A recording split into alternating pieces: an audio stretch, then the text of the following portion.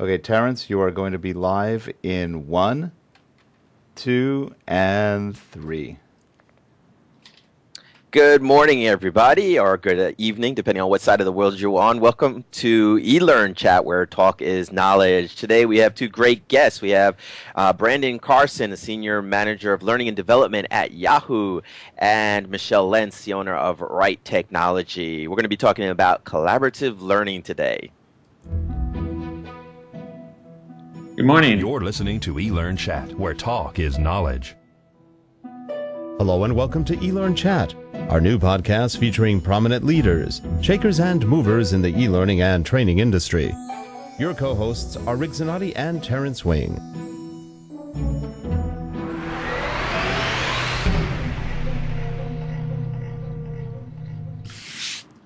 Hey, good morning, Terrence. How are you? Good morning, Rick. And welcome all of you to eLearnChat. This is episode, I think, 35. 35. I Wow. keep losing track. I always say the wrong episode number, but we're 30-something. I have to look through our schedule to see who's going to be number 50, that half a century mark. Number 50. Anyway, today we've got Brandon Carson and Michelle Lents. Hey, guys, how are you today? Good. Hey, Thanks. how's it going? Good morning. It's going well.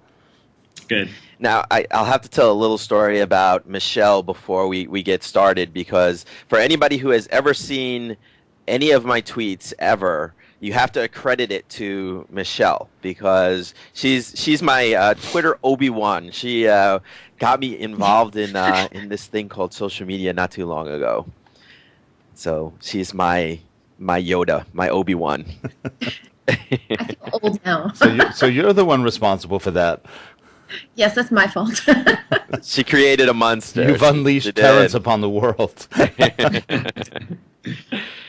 So why don't you let's start with you, Michelle, first, and why don't you tell us a little bit about yourself and what you do before we get into the discussion on collaborative learning. Well, I've been in learning and development for a little over 15 years, and 8 years ago started Right Technology, my own business, where I basically am an instructional designer on contract, but in the last few years it's focused more and more on collaborative learning as opposed to just creating instructor-led training. And then I moved out here to San Francisco 2 weeks ago to kind of try it out here for a while. So Wow, you left Cincinnati. I did. I left the snow. But you left the non-traffic.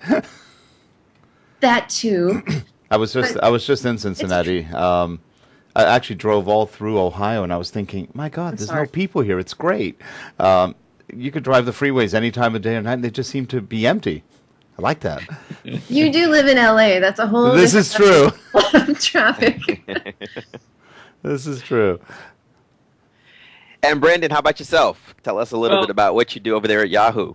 A little similar. I've been in Silicon Valley for over 20 years now, probably about 25 years, aging myself a bit. But I've been in training and development throughout most of my career. But I go way back into letterpress printing and publishing, all the way through textbook design and publishing to e-learning and instructional design and learning and development. So I've kind of always been involved in some kind of print-based and online-based media, and as well as in the education field. So the great thing is I find a lot of what I do now gets to combine all of those skills and the expertise I've gained over the years doing kind of all those mashups, if you will, of different types of media. At Yahoo, I'm running the technical training for our engineers, our designers, our UED experts, and our product managers. That's interesting. What kind of technical training are they doing, for example? Quite a bit of stuff, but we're doing a 180 to mobile. We're, as a company, we're really starting to think mobile first and design and develop around that. So everything around the technical stuff is up-leveling skills and knowledge as it applies to mobile development and stuff like that. So it's really exciting. It's fast-paced. It's really merging all of the new technologies with some of our legacy stuff we've got internally. So it's just a lot of fun. I'm having a great time doing it. Sounds like fun. So how did you two connect up? Because every time I go to a conference, there's a Brandon Michelle show going on. And, That's actually kind of That's how really we met, recent, isn't though, it? but Yeah. it is at conferences. Yeah. From eLearning Guild, and we found that we had a lot of complementary interests and subjects that we were talking about. And the last several years since I've been working at Sun, I was working at Sun a few years ago, and we had a really forward-thinking Chief Learning Officer, Carrie Williard, and she really moved us quickly into collaborative learning and let us really test the boundaries of what was going on with technology back then. That was 2007, 2008, which is a long time ago when you think about it in the world of technology. So I've been doing a bit of that collaborative learning design as well since back then, and then obviously what Michelle does is kind of complementary. So we met at Learning Solutions conference in March and realized that we had a lot of professional similarities in what we're doing. So we started to construct a session on collaborative learning in the enterprise. And to be honest, we try to out-gadget each other on a regular basis. That's funny. Now, what do you guys consider collaborative learning? So there's a really good definition I like of collaborative learning, and that's kind of when two or more people come together to try to share knowledge or information. So there's a lot of overlap sometimes between, the idea of what social media is and what social learning is. But really, in the workplace, most of what you do is to get your work done and to meet your goals and your deliverables. You probably have to collaborate quite a bit with your coworkers. And so what I was trying to do initially when I started putting together some of the stuff at Sun was really take the culture into mind. And at Sun, we had an interesting culture where you were encouraged not to work together physically. So when you came on as a new employee, you were not assigned an office in a physical building. You were requested to work at home.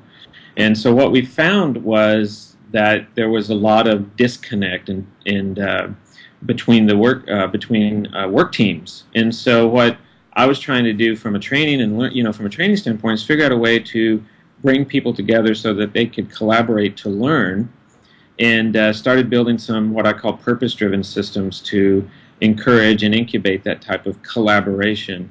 And then through that I realized, that's really how we get our work done one way or another. We figure out ways to collaborate with each other. So how can we take this to the learning and development space and move beyond the collaboration that naturally occurs in the physical setting, but put that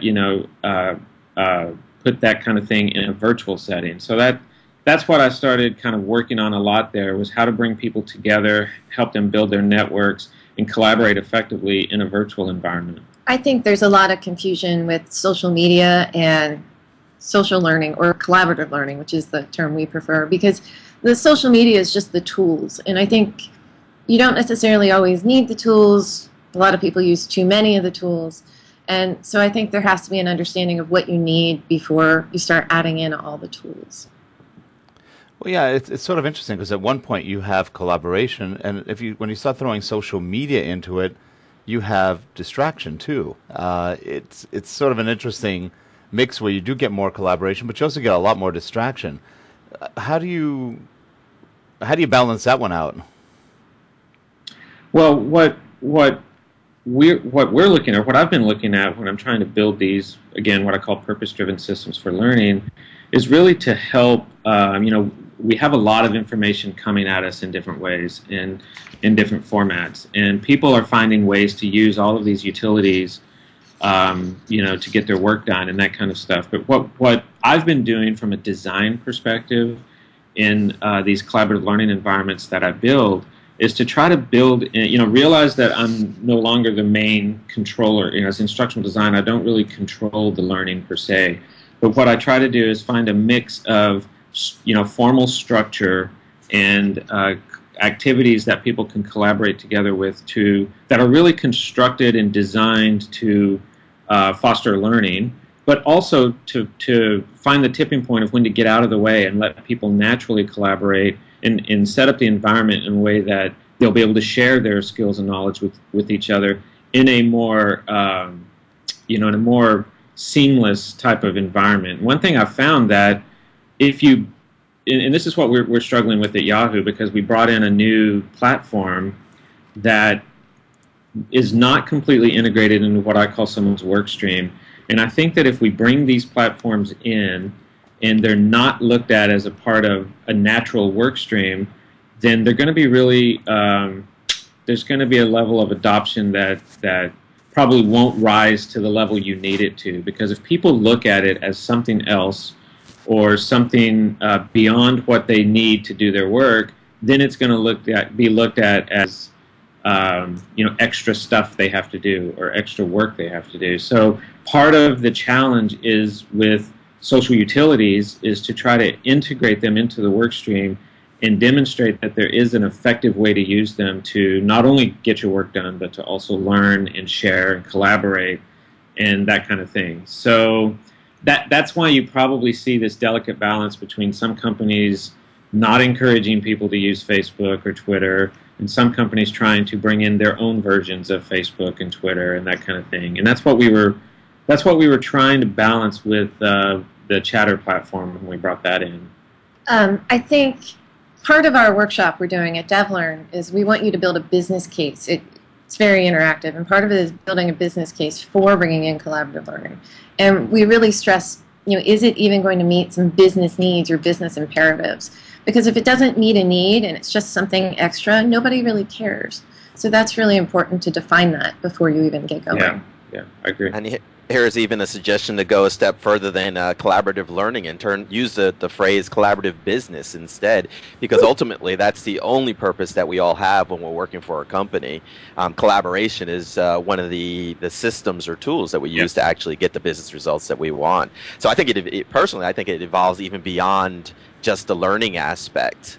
I would agree. Actually, this colleague of mine yesterday, Gil Yehuda here at Yahoo, made this brilliant observation, and he said, social media is completely inappropriate in the workplace. It's really about collaboration in the workplace, and the utilities that you use in the workplace really should be designed to help you collaborate to get work done. I mean, again, like you said, Terrence, that's kind of why you're here, and that's what you're being paid to do.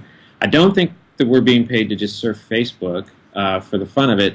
But there are really powerful mechanisms in these social utilities that can help us get our work done in a more efficient and even a more global way, in global fashion. So I think what we need to do, and as learning and development professionals, it's a little bit more of a challenge. But part of that initiative, at least that we have here, is to try to define what's key to helping people get the information they need just in time, so that their performance, that they can improve their performance, they can collaborate, share knowledge. I mean, that's one of the most important things, especially in a distributed workforce. In at Sun, that was really key in helping people build their networks with a distributed workforce and a global workforce. People just physically weren't together a lot.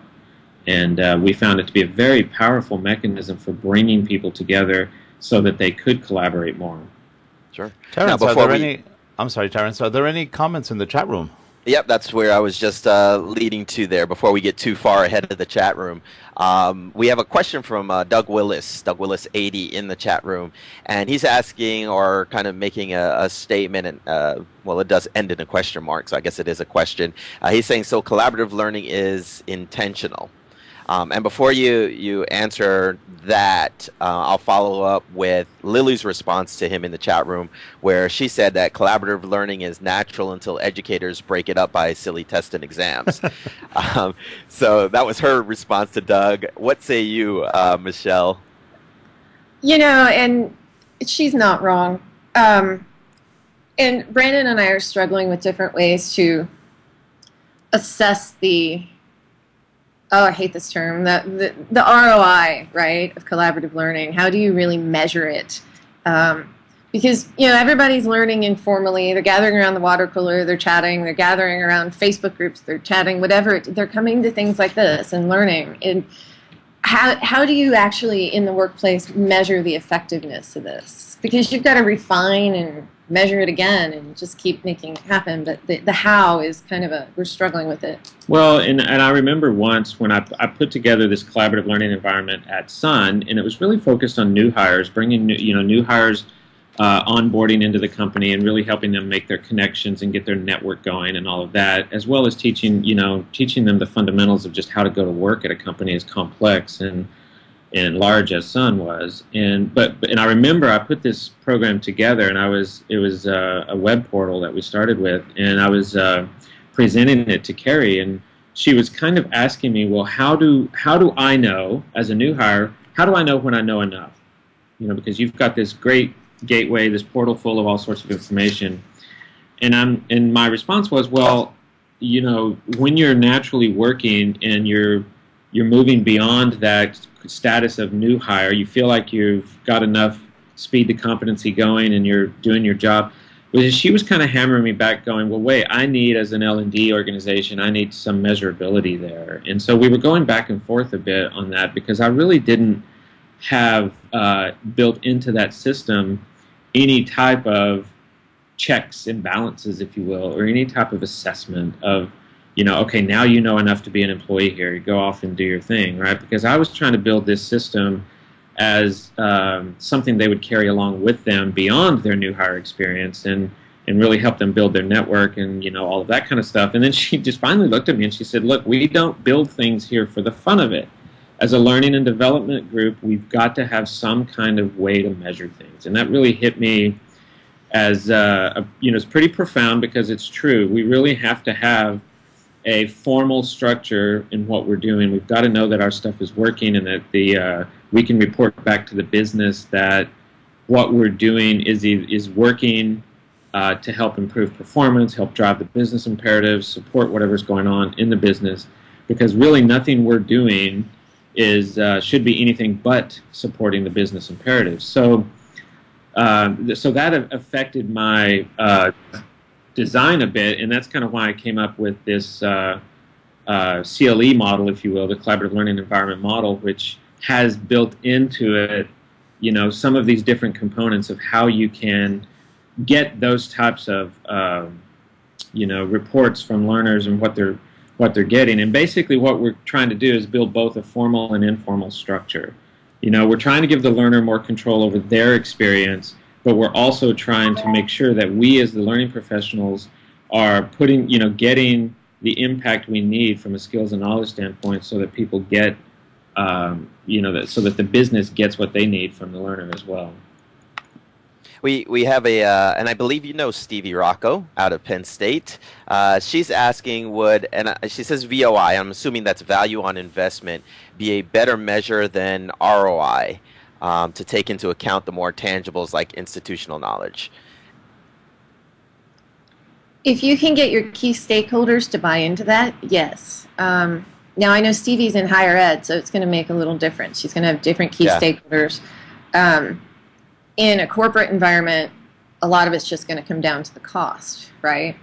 Well, and there are bottom lines. So the program I launched at Yahoo around mobile, when I did the front-end analysis, went to the business. The business said, we want a, quote, bench of engineers to be able to start developing mobile products. And so we had a metric that we could shoot for of so many engineers trained that could do this. So that kind of metric was established, and then it was kind of up to me to figure out, okay, what's the best way to get this from a global perspective, and we have people in all sorts of in all regions all around the world. Mm-hmm. So it just because we may use a collaborative environment to build some of the to build up the learning ecosystem with, doesn't mean that I don't assess and measure what people are learning. I still need to do that. I still need to go back to the business and say, now you have 200 engineers that are ready to do this because they were able to complete the learning in a way that was observed.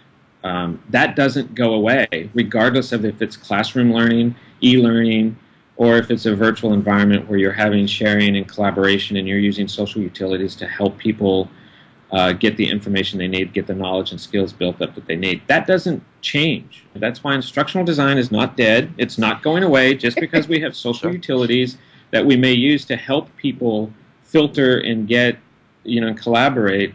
We still need to report back to the business on how we're doing as a learning and development organization. That doesn't go away. There will always be a need for instructional designers, no matter how many tools we get to make all this stuff more collaborative or easier. Now, what do you see the role of the LMS moving into the future, especially with collaboration? Do you see a role for the LMS? Do you want to talk about that? Yeah, I do. I think the LMS world has always been kind of stuck a few iterations behind. Light years. Yeah, a lot of what we're trying to do. I mean, we're stuck with a pretty old one here at Yahoo, but at Sun, what we did is we kind of segregated the learning management system away from our collaborative learning environments in a way, in that the learning management system really became just the reporting mechanism. So it obviously did the commerce, it handled the commerce, it handled the completions and the registration, but we just built hooks into it from our, we had like an iGoogle-like learning portal, if you will, that let people kind of control their own experience from that. So it really became just the database that kind of held the report out data. But we needed the business intelligence, we need the metrics, we need the reporting. So the programs that we put together needed to hook into it. And what I've yet to find is any kind of system from any of the LMS vendors that can give me all of that, in one box, if you will. So like at NetApp, when I was using Jive, that's not connected to the LMS. We had to build our own custom connections into it. So the social, the collaborative platforms and the LMSs are still not on the same playing field, at least from the perspective that I've been in here. I'd like to see that happen. I just don't know if it ever will, because we always need the business intelligence. We need the data from a learning and development perspective to know what our audiences are, to know what they're doing, to know what they've done. We got to have that if we want to have competency-based learning. So. And there are. I'm sorry, Terrence. Go ahead. No, go ahead, Rick.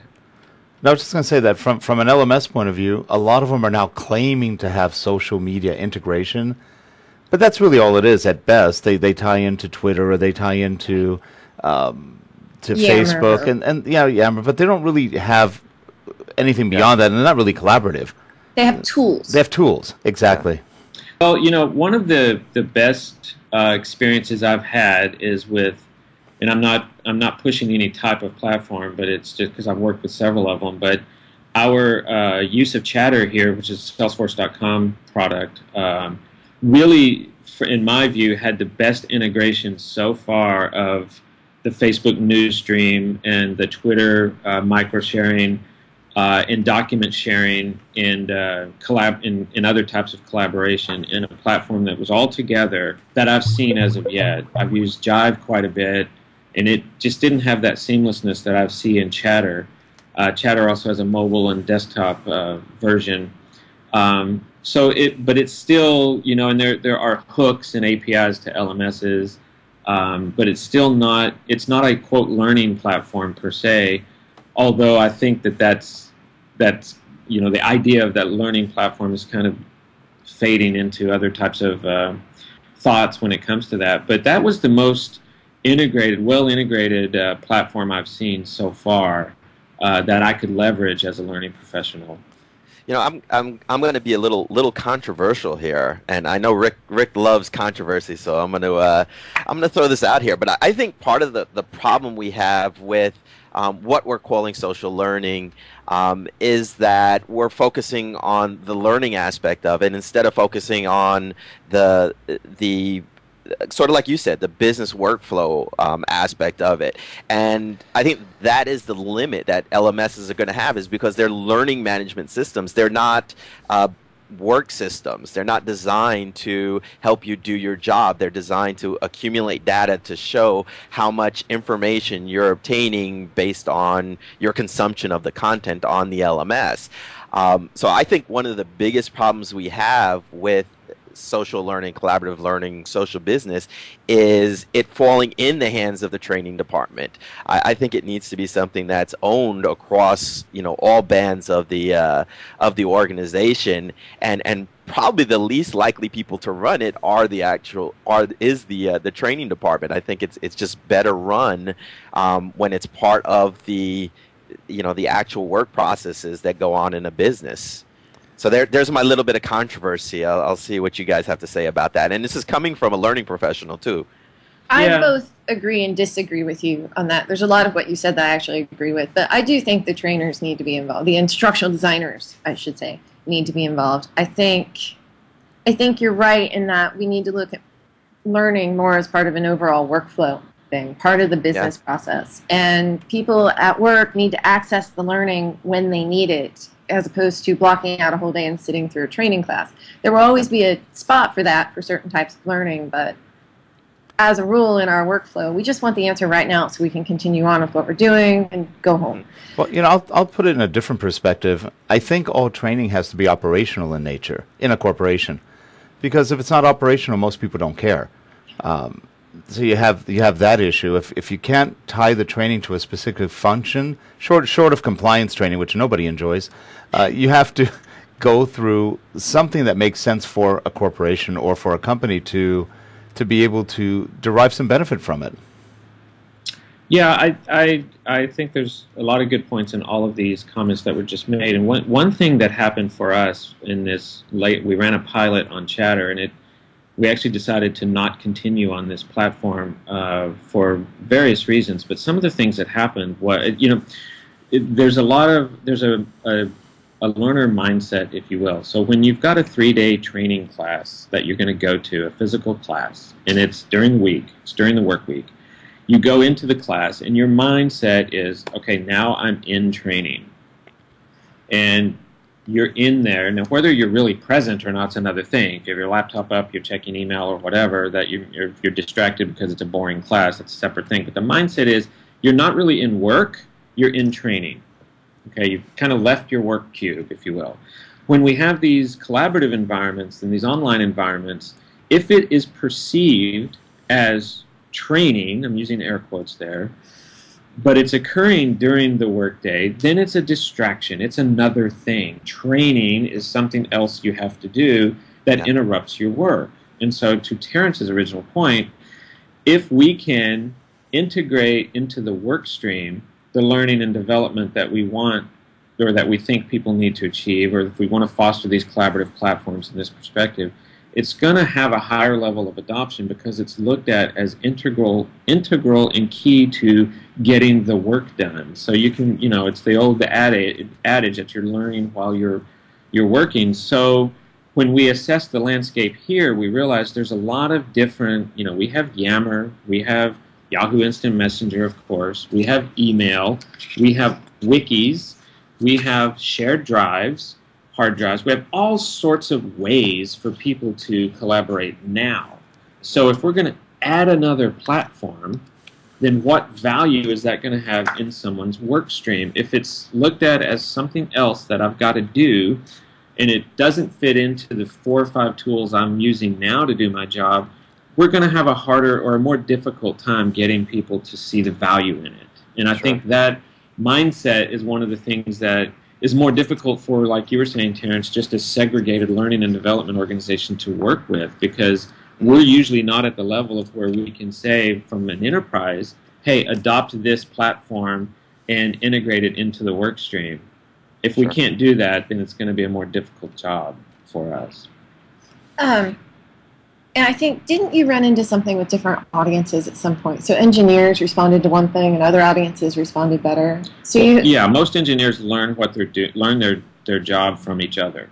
They definitely don't need training to teach them how to do their job, and especially in the environment I'm in now, they really kind of learn from each other, and they are already at certain places. And at Sun, when we were trying to build this platform, we were looking at our technical audiences. They already had places they were at, meaning that there were communities already built, and that's where they go.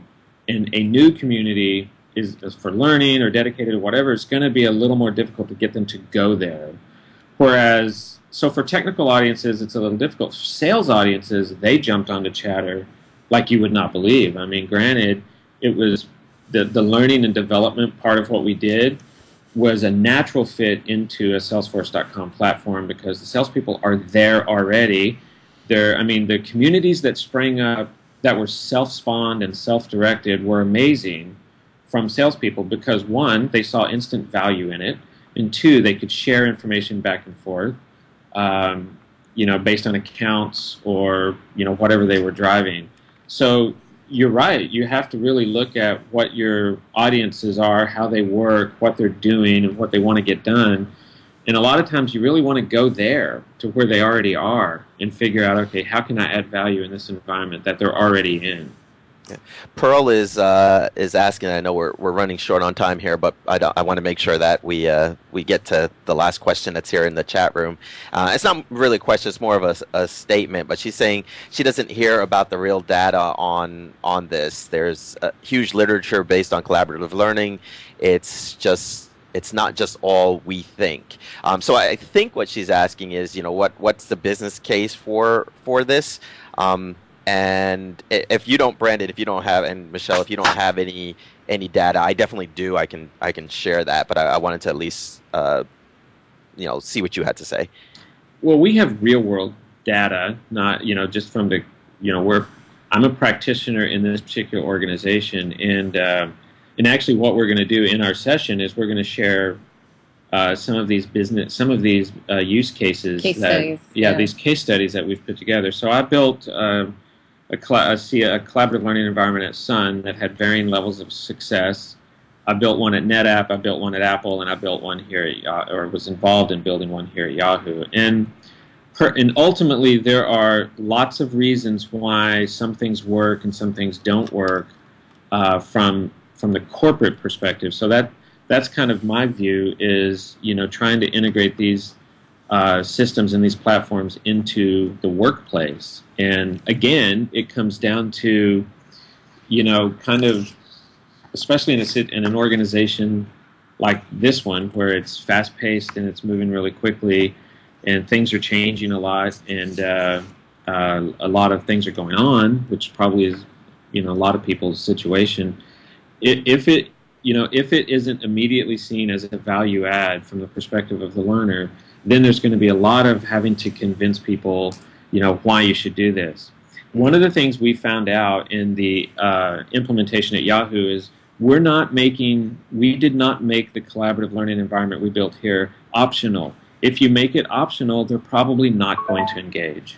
So it was a mandatory requirement that when you went to, and we built this around leadership training, when you went to this leadership training event, we really wanted you to follow on with the collaborative platform so you could share knowledge and information in an informal way, but also engage in some formal activities and tasks that we had designed that we'd really be assigning to you, if you will, to activities you actually had to do in your cohort. It was not optional. It was mandatory that you had to go through this, and we had a moderator facilitate the community, the collaborative learning environment, to help first spawn the collaboration and the dialogue, but to also moderate the activities and help people almost like an instructor would do in a classroom environment. So the first thing we did was not make it optional, had to be mandatory. And again, we are actually leading you through building an entire business case for collaborative learning within an organization in the workshop, because there's a lot of points that have to be made, key stakeholders who have to be identified, and organizational readiness to be assessed before you can even jump into it. Sure. Well, and I'm not quite sure that it doesn't seem like we answered Pearl's question, but let me add a few things here in that here's some of the data that's out there on social business and social learning, social collaboration. Chrysler reduced their product cost to launch a new product or to launch a new automobile, the training associated with that, they reduced that by 85% when they adopted a social learning platform. So these are all technology-based social or collaborative learning statistics here. T-Mobile reduced issue resolution time, operating expenses, and they streamlined publishing from 37 steps to 4 steps. They were also able to repurpose 25 employees out of that process because they no longer needed the manpower or the labor to do that. Avon demonstrated an 11% increase in order activity and a 10% increase in order size. Yum Brands decreased time to market for new products.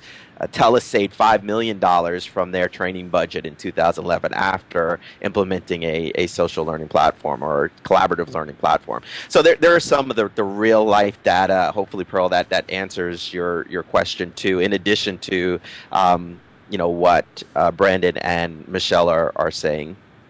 So there's definitely the business case is, I think there's so much data out there that the business case has already been established, and we know that these platforms are effective when they're used effectively. I think that's a key point. Yeah. Well, yeah, I think to Pearl's point, I mean, this isn't my, the case studies I've got going here are not just impressions; they're real work situations that we've put together to solve real business problems, and a lot of it isn't the Holy Grail. A lot of this is not the Holy Grail. A lot of it is in the cultural DNA of your organization, and is it ready for a lot of this stuff? And there are so many variables involved from the technology standpoint, but also from the culture of your organization, if they're ready to accept this type of thing, and if you communicate it and implement it in an appropriate fashion. So there's a lot of variables there that need to come into effect, or you need to consider when you're looking at this kind of thing. And to be honest, we've got stacks of data. I just didn't print any of it out. Yeah, there is tons of information out there, and it's not that hard to find. Definitely is. Well, I think we're at the end of the show here. Do you guys have anything that you'd like to promote? I know you're speaking at DevLearn next month. Anything else going on that we could see the Brandon and Michelle show? Well, we've actually got 2 sessions at DevLearn. We've got the pre-conference workshop on engaging with enterprise social media as a learning professional. So that's happening the day before the conference starts, I think. Yeah. And then during the conference, we're going to speak on content strategies across connected devices. Excellent. Yeah, And I think that's on Thursday. I'm also speaking with the lovely Stevie Rocco on open source and Creative Commons. So if anyone's ever been to any of my Creative Commons sessions, this is the advanced level. And Stevie really knows what she's talking about. And then I'm also speaking on social media policy. They're keeping me busy at DevLearn. And then I believe we're also doing the connected devices thing at ASTD's Technology in February, I think. it does sound like we're both going to be pretty busy at DevLearn. So, and I know looking in the chat room, Lily is she'll be at DevLearn as well. So some of these folks, hopefully, they'll get a chance to meet you live. And Stevie is in the chat room. Actually, Stevie did a show with us not too long ago on Creative Commons too. So be sure to check the archives on that for everybody listening. Thank you both for joining us. Thank you much. Thanks. And we'll see you both at DevLearn. See you there. Bye-bye. Yeah. And don't hang up quite yet, but we're going to end the show in a second. Right. And this show was sponsored by...